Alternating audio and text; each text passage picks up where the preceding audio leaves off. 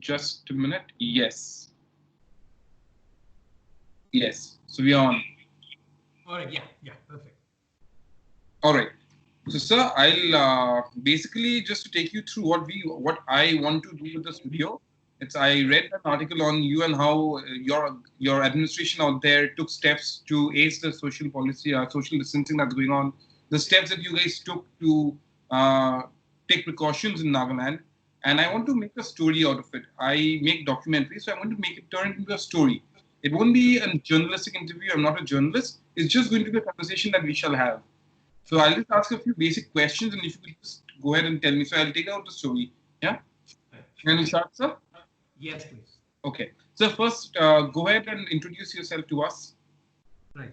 I'm Thavaseelan. I'm the Deputy Commissioner of Mon District of Nagaland. I'm a 2012 batch IAS officer. Sorry. Just could you repeat that again, sir? There was a glitch. So my name is Thavaseelan. I'm a 2012 batch IAS officer. I'm currently posted as Deputy Commissioner of Mon District of Nagaland. It's been my tenure here thus far has been about 2.5 years.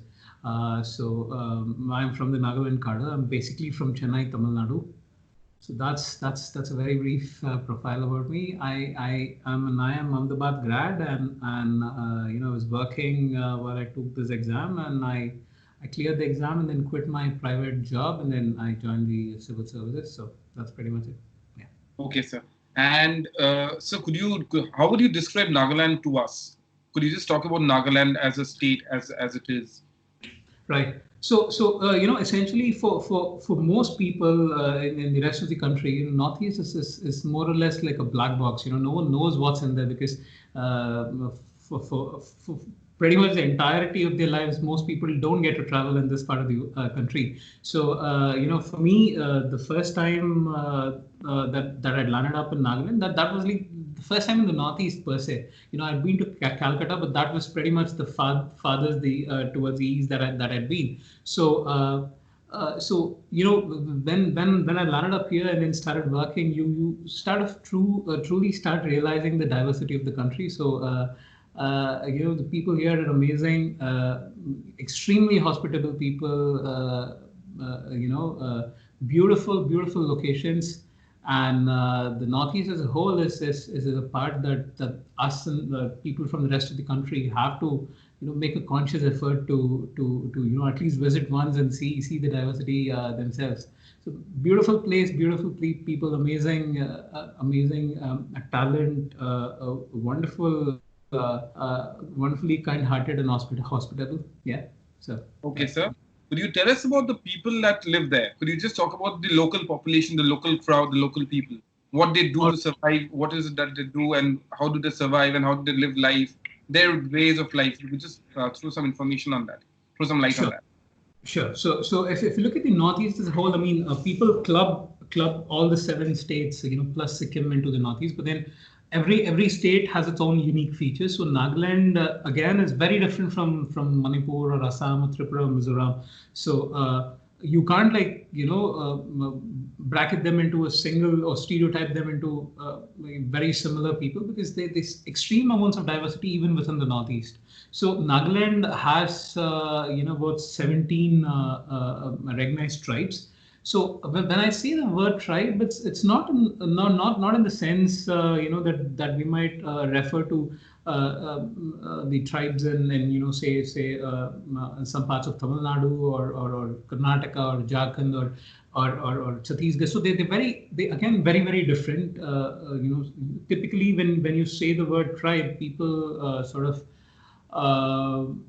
attribute certain amount of backwardness or old ways of living, but then the people here are as modern as you can find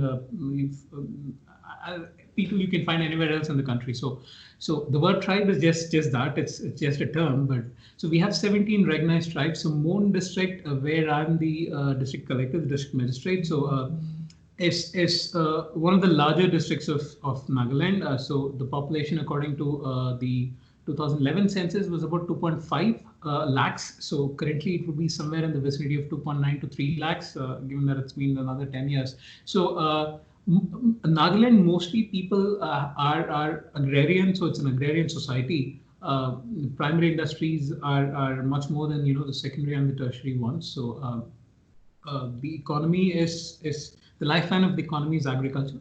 So so that's broadly about Nagaland as a state and Mon as a district. So Mon, if I have to go into specific, give you some specific features of my district. So it's inhabited by the Konyak tribe. Okay, it's Konyak. So Konyaks are the largest, numerically the largest tribe amongst all the tribes in Nagaland. So the Konyaks also live in Myanmar. So my district has like a 130-kilometer long porous border with Myanmar. So there are a lot of Konyaks on the other side of Myanmar as well. They continue to have very close ties with the people in my district. So most of the Konyaks on the eastern side, so they call them the Eastern Konyaks, Myanmarese Konyaks. So essentially they depend on my district for essential commodities and healthcare and a whole lot of other essential services. So one of the things is that, I mean, that part of Myanmar, which is closely bordering my district, is not very developed. So they tend to depend on my district for most of their work. So there's a lot of Konyaks in Arunachal Pradesh. There are a lot of Konyaks in Assam. So Konyaks are amazingly kind-hearted people. They're like very skilled at handicrafts, handlooms.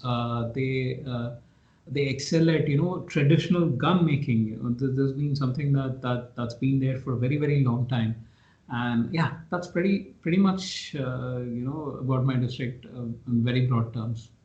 All right.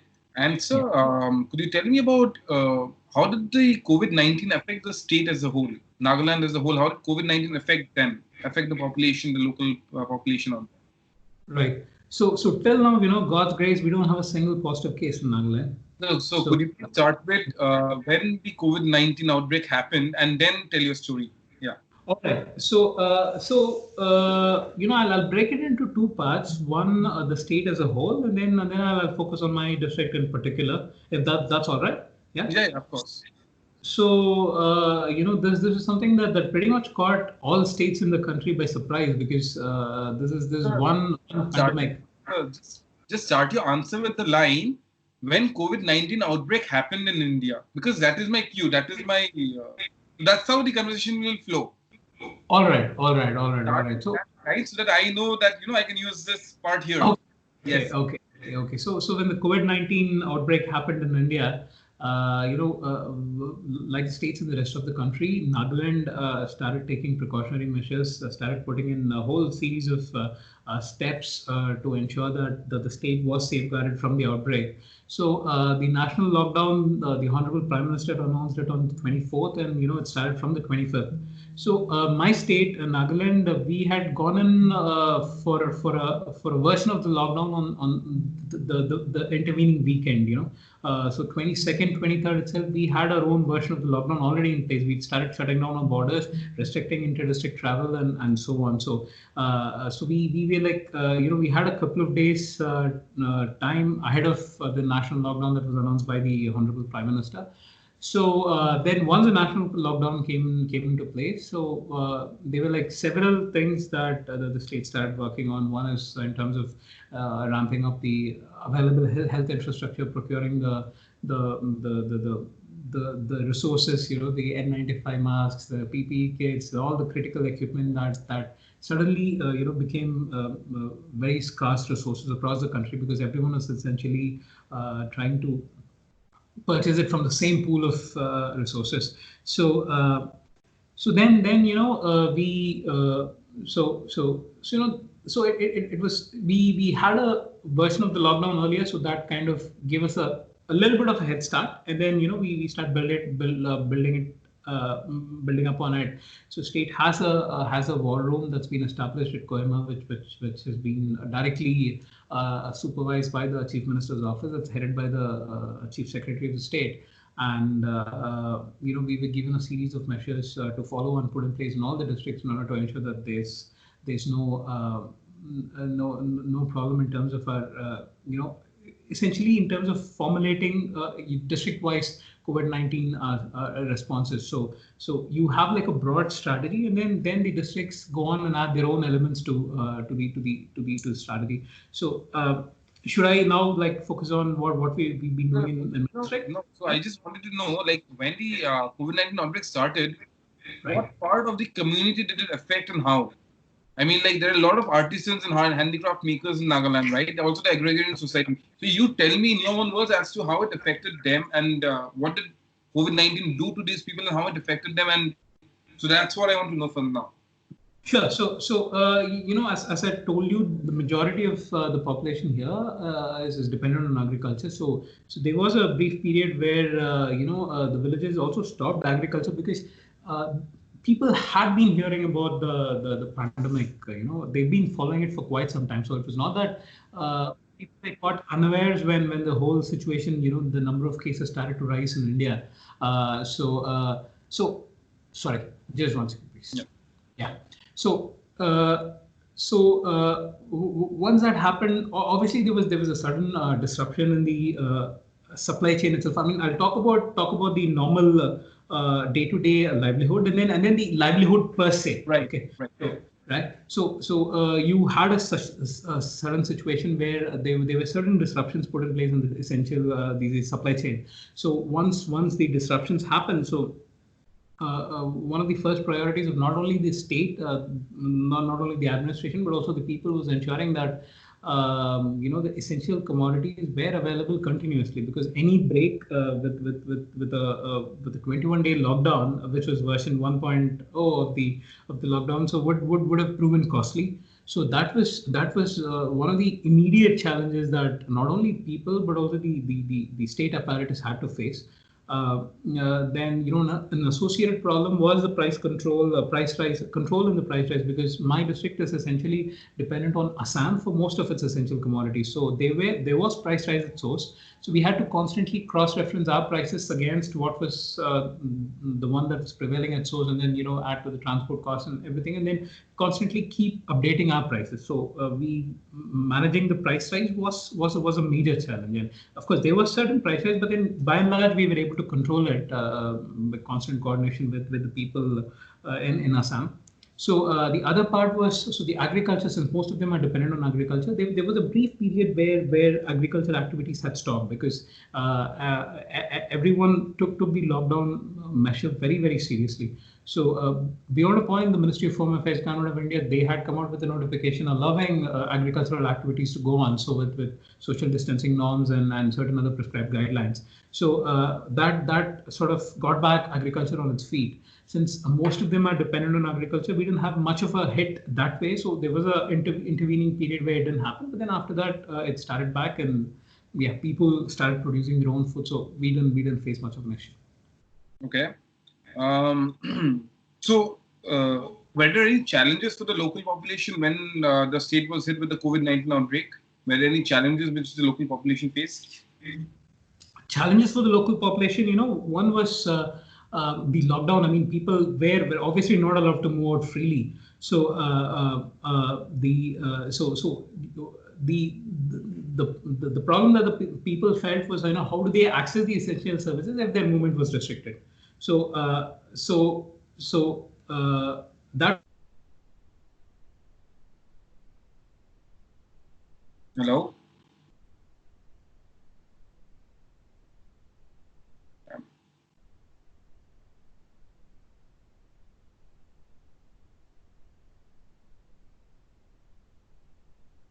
Hello?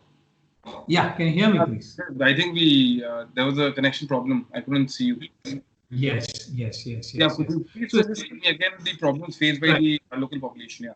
Yeah, there were certain challenges that the people faced, and on the one hand, and the administration faced on the other hand. So one was, sudden restriction in terms of their movement. That was one major issue. So in terms of accessing essential services, that was one part. The other part of the problem was a certain amount of price rise that happened. So that was one issue that they faced. Which to a certain extent was inevitable, because there was price rise at source. because Assam sort of got a lot of its rise from West Bengal, and because of the lockdown, the supply chain disruption happened there. So that was one of the issues. And of course, I mean, those who had their livelihood was dependent on opening up of the shops on a daily basis, so they did face problems. So that was one major issue. And then, of course, the daily wage earners, so to say, so they did face issues initially because their source of livelihood was temporarily halted. And those who migrant laborers who were working in Nagaland, suddenly they had to stop work and they were just confined to their location. So yeah, that was another issue that the people here Right. faced. What problems did you all face as the administration? Sure. So there are 5 parts to it. Okay. I mean, this particular thing. The administration faced, and then go on. Yeah. So the challenges that we faced, the administration faced, was I can talk about it in 5 different, from 5 different angles, so to say. First was enforcing the lockdown itself, because this is something that was new to people. So suddenly, you're restricting their movement, and we were putting in place a series of steps. Maintain social distance, don't come out if it's not necessary, and so on and so forth. So enforcing the lockdown itself is one of the issues that we face. The second is if you don't want people to come out, then you need to take the services to them, right? So putting in place a mechanism where you brought the services to their homes doorsteps. So that was like the second challenge. The third would be keeping the essential commodities flowing and keeping the district adequately stocked. And associated problem was the price control that had to happen.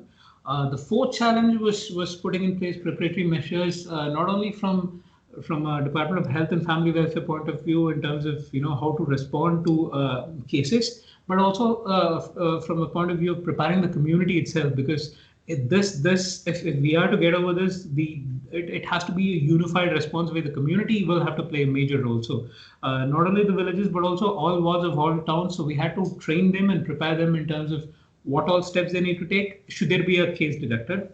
And the fifth and the last but not the least important issue was ensuring that the welfare measures reach the people who need it the most in a timely manner, and also an adequate measure. So these will be the 5 major challenges that we sort of face. And there's one other challenge I would also talk about is the long-term strategy that the district will have to put in place in terms of ensuring a behavioral change in people, because once the lockdown is lifted, the virus is not going to go away. So no one knows what the end game is. So you need to prepare yourself and then prepare some more, and also prepare the people simultaneously. So yeah, that's pretty much it. Okay. And sir, could you tell me how did you reach solutions? What were the solutions that you and your team found out and implemented in Nagaland? Sorry, can you come again, please? Could you tell us about the solutions that you all found out and implemented in the state? The very solutions that you guys had to the problems that you've mentioned. All right. Yeah. So this is going to be a little detailed. Is that all right? Of course, definitely. Perfect. So let me take up each of those challenges and then tell you as to how we enforced each of those. So first was the enforcing the lockdown itself. So one of the first things that we did was we started rationing fuel. So only if someone had a need and it was either a medical emergency or some other contingency, we did not allow them free access to fuel. The second thing was we issued something known as a household permit. So every household in the towns were given a permit whereby only one person from the household can come out of the house carrying the permit in original to purchase anything at all. Either to purchase essential commodities or to purchase groceries or go to the bank, go to the ATMs or pharmacy. So unless and until you have this card in original, you were sent back to your home. The third thing that we did was ask people to. There was a certain point in time beyond which we still found out that people kept coming out without any valid reason. So we banned private vehicle movement in the district. We issued passes to people who are on COVID-19 duty, including the civil societies and student organizations and women organizations and the church, of course, who are actively helping us in implementing a strategy. So so so these were the steps that we took with regards to enforcing the lockdown itself. And when it comes to the villages, the villages, one thing that we noticed and we continue to notice is that the villages are very they're completely aware of this, and then they're not even allowing their own people from their village. Say if someone was in Moan town, if they wanted to go back to the village, they're quarantining them in the village level quarantine facilities for 14 days before letting them inside the village. So that's the level of seriousness with which they're taking this problem. So for each village, we designated two vehicles which would come to the towns to purchase essential commodities or for any other. I mean, of course, there were medical emergencies. Obviously, it was freely allowed. So that's as far as enforcing the lockdown itself. So when it comes to essential services at the doorstep, so what we started to do was the first thing that we figured out was delivering home delivery of essential commodities. Now there's something that could be that could be something that's way too normal in big cities and most of the urban parts of the country, but then in my district, completely predominantly rural, 85% of the population is rural, and only 15% is urban.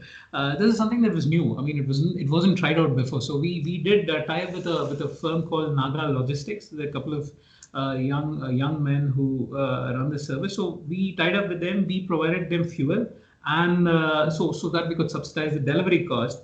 And we came out with an order where people could just order whatever essential commodities they wanted. I mean, it slowly we started expanding, adding more products. I mean, from meat to vegetables. So that was one part. The second was people started finding it difficult to access green vegetables, because those from the villages who usually used to come and sell it in the towns, where their movement was restricted. So we tied up with the church to confront this problem. So it was a win-win solution in the sense that the church, we worked out a mechanism with them where they'd go to various villages and collect the produce and take down the orders. They were pre-orders, and once you figure out how much is needed for the particular week, and then you procure it, and then sort of deliver to the people. So that was on the green vegetables front. So this is happening in 5 different subdivisions in the district. The third was one of the major reasons why people came out was access to banking services.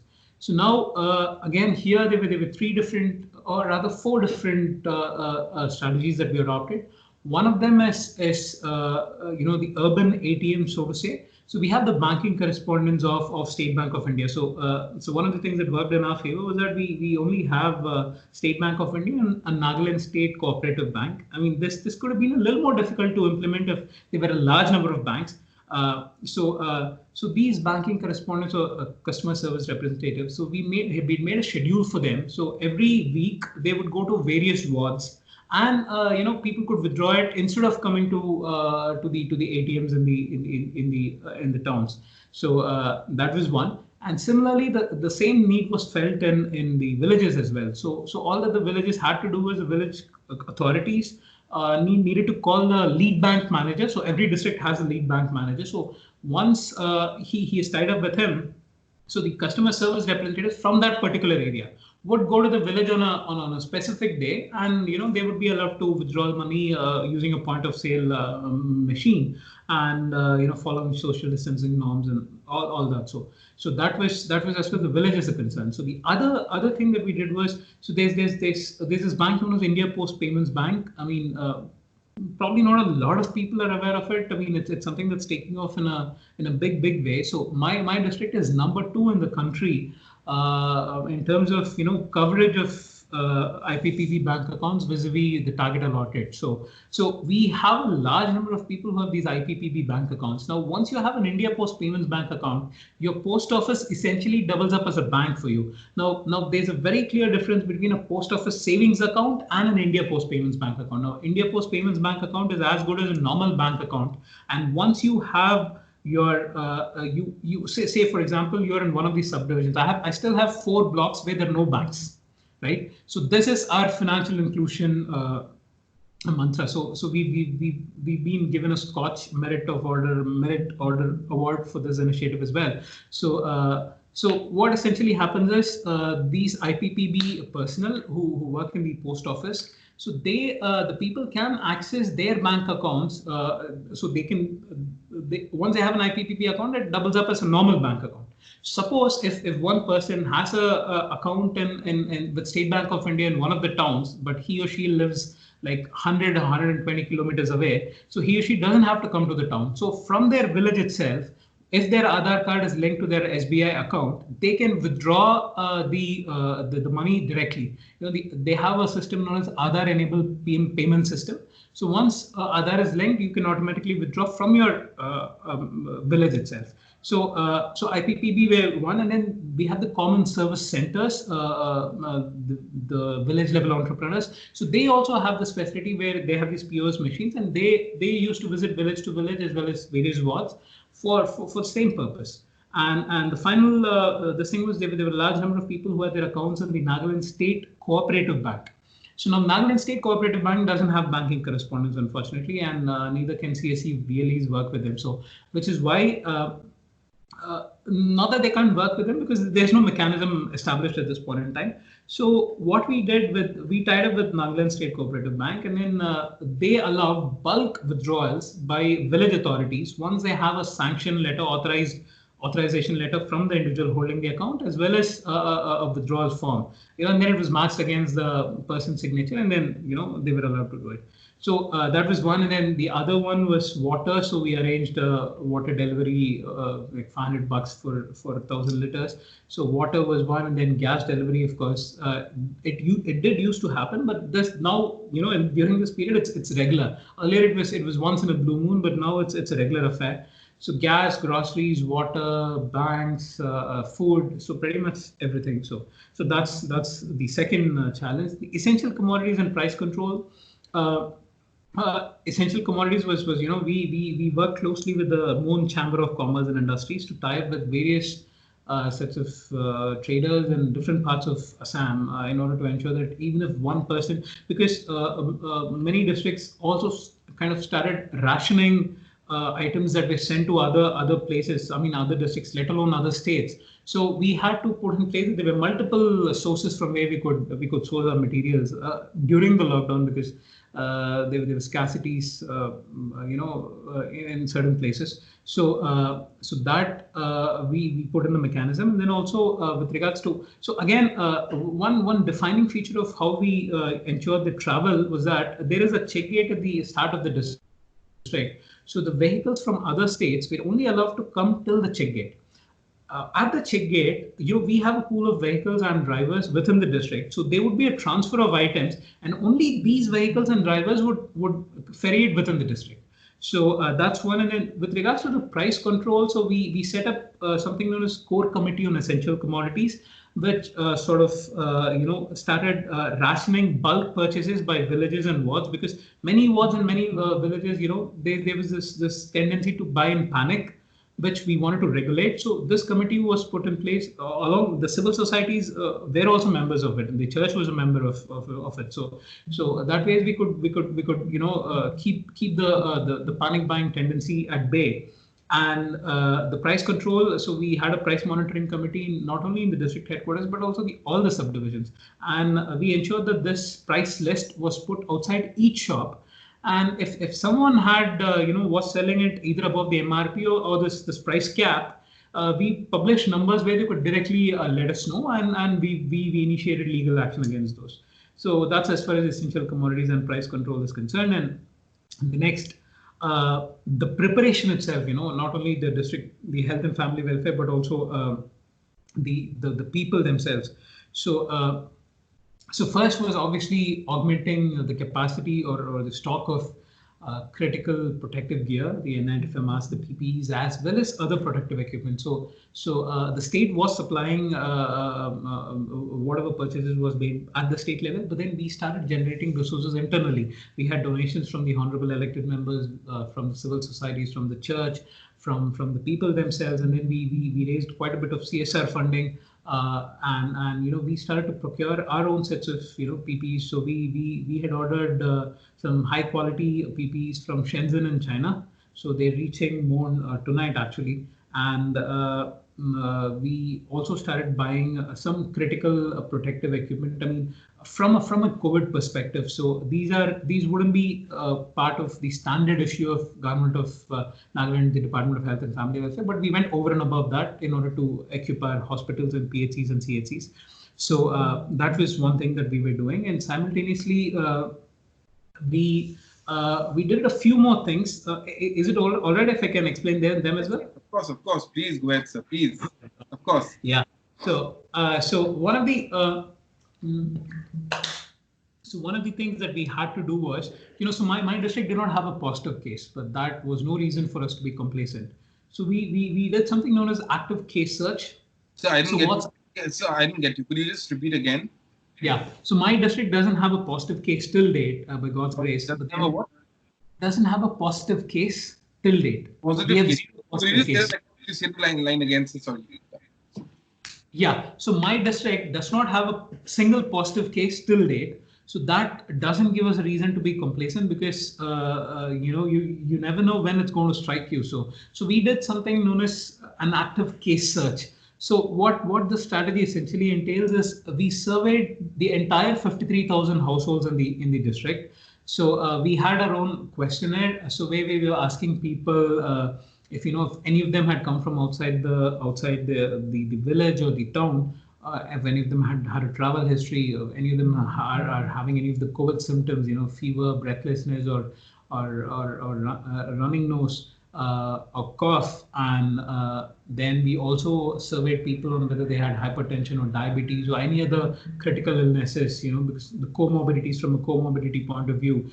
We also asked people whether if anyone was pregnant, or anyone above 60 years of age, or anyone below 10 years. So all these high risk people at high risk, we wanted to ensure that we have their complete details.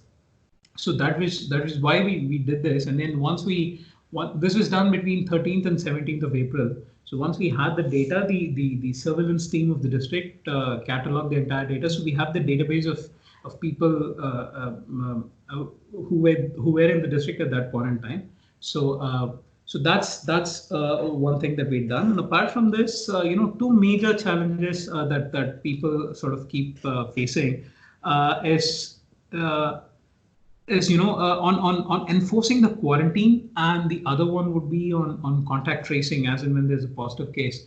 So what we'd essentially done as far as the geofencing, the monitoring is concerned, is that so there's a Bangalore-based startup called Intelligent Technologies. So they have come up with a very novel solution. So they essentially into logistics. So they track trucks that travel across the country. So when the situation started, they adopted this solution to help track people who are under quarantine. So we have access to a real-time dashboard where we can see where the particular person is at this point in time. And the beauty of the solution is that it even works on feature phones. You don't need a smartphone. So most solutions need a smartphone. They're app-based essentially. So this one doesn't need that. So this solution is live, and there's also a Cambridge, Massachusetts-based company called Infinite Analytics. So we are going to sign an MOU and NDA with them very, very shortly. So they provide rapid contact tracing solutions. So it uses a combination of artificial intelligence, deep learning, and data analytics to rapidly identify contacts of people who turn out to be positive. So it's a very advanced technology that they use. So that's one. And then we also have our own district app. It's called also. So there's the ROK Setu app, Government of India for contact tracing essentially. And then the state, Nagaland has a N-COVID-19 Nagaland app where, people coming in from outside, they register themselves and then they sort of update their health status daily. And then we have our own district app, which combines which has the features of the Nagaland state app, where you can register yourself and then you keep updating your health status daily. So whether you update your temperature, you update whether you have a cough, you update whether you have you have breathing difficulties, and so on. So apart from that, there we push in a lot of district-specific resources. All the orders that we come out with, various educational videos that we've come out with, IEC material and details about what are the where are the various facilities, where are the quarantine facilities, where are the isolation centers and so on. So a lot of district-specific stuff there. So that was one, and also we, like most places in the country, we also had a sample collection booth where, we there was a glass interface between the patient and the person whose sample is being taken. So that was we were the first in the state to complete that, and then other districts followed suit. So this was as far as the preparation goes, and how we use technology and big data to solve this the limitations of tracing people and so on. And the final part was the welfare measures. So welfare measures, so they were like several things that was done. So government of Nagaland on their part was had given the ration rice, the commodities for 2 months in advance. So that was one. And then apart from that, the Nagaland State Disaster Management Authority had issued relief rice for free distribution to people who needed the most. And then apart from that, the Government of India, Honorable Prime Minister, the PMGKAY, the Pradhan Mantri Garib Kalyan Anna Yojana, where people were given 5 kgs of rice per month, for 3 months, and 1 kg of dal. So that was one. And then we also had our own food bank.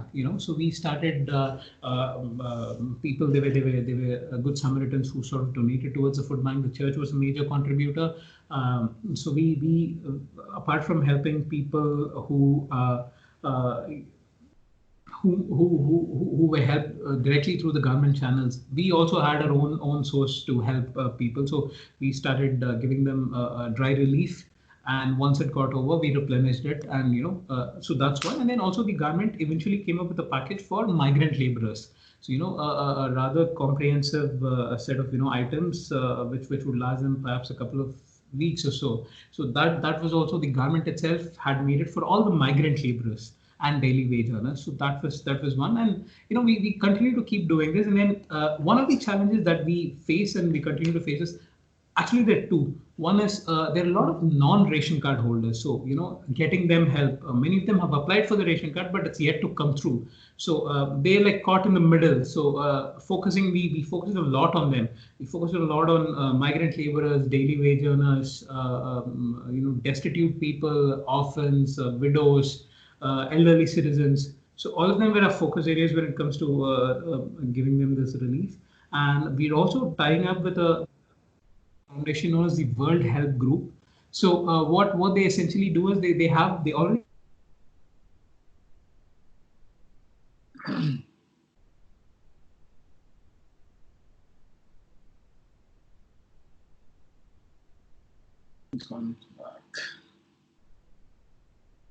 have an app in place where anybody who needs help. The interview paused for a while again through the bad connection. If you could just say from the WHO, the introduction. Yeah, the World Health Group. So they have an app in place where anyone who needs help can either put in a request through the app, or there's also a call center which we've deployed where people can just call and say that they need help, and we get notifications, and we have to redress the grievance in a timely manner. So this is something that we're going to go live shortly. Most of the mechanism has been put in place. This we wanted to do because there were a lot of people who were not able to reach us as well. So and this is one mechanism where people from the rest of the country, NGOs operating elsewhere as well, could help people in my district. So so that was one, and yeah, so that's broadly the challenges and how we tackle them. Yeah. All right. And sir, so what is the plan as soon as the lockdown ends, or what is the exit strategy for your state, for your district? What is it that you have in mind? How would you go about it? Sure. So all this while, it's been very graded, our response. So even now, so Government of India, the guidelines are very clear that you are allowed to make it stricter, but you can't dilute it. So every district has its own version. So for example, private vehicle movement it is still banned in my state. So we essentially want to change one variable at a time. So once the government relaxed certain norms on 3rd May, so we started shops to be opened up. We still have certain shops where there's a high risk of infection. We're still keeping them closed. Certain a few categories of shops, of course, in saloons, restaurants, eateries, and so on. Those still remain closed. And now we in the phase where people, the intra-district movement of people has been enabled and it's over. Inter-district movement is also over. Now we waiting for people who are going to return from other states, from red, green, and orange zone. So now we want to maintain status quo till all these people come in and are accommodated in quarantine centers, and a certain time elapses. The sealing of the borders, everything will the relaxation will happen very, very gradually. As a matter of fact, we still ask people who want to bring commodities from outside, be it for the hardware stores or for any construction that's happening, we still request them to do a transfer at the gate so that people from outside the state don't come in, because you're getting cases in green zones also suddenly. So we don't want to take the risk. So anything that we want to do is going to be extremely gradual. Right. All right. Thank you, sir. That was very nice to know about the early development that's happening now. And this is personally what I'm telling you. I mean, I'm stuck in Mumbai, and Mumbai is looking really, really bad at the moment. So, the initiative taken by you is amazing. So, yeah. Thank you. Very kind of you. I think I'm done with the interview. What I would require from your end, if you could please help me out with some pictures and videos of Nagaland, of the things that you've talked about, of the banking. So you talked about banks where they went to the districts. So pictures and videos of whatever you've talked about. If you could just, personally, you're busy, I'm sure. If you could have someone just coordinate with me, that'll be great. We'll do that, please. No problem at all. All right, so thank you so much. Thank you for giving me your time. I'm so sorry I couldn't connect yesterday. My current went off. And also, I'm from Calcutta, by the way. You're from Calcutta? Yes, I'm a Bengali. That's wonderful. Anyway, thank you, sir. Thank you so much for your time. I'll get back to you if I need anything else. All right, sir? Absolutely, please. Absolutely. Okay, thank you. Bye, sir. Bye, sir. Good evening, please. Bye-bye.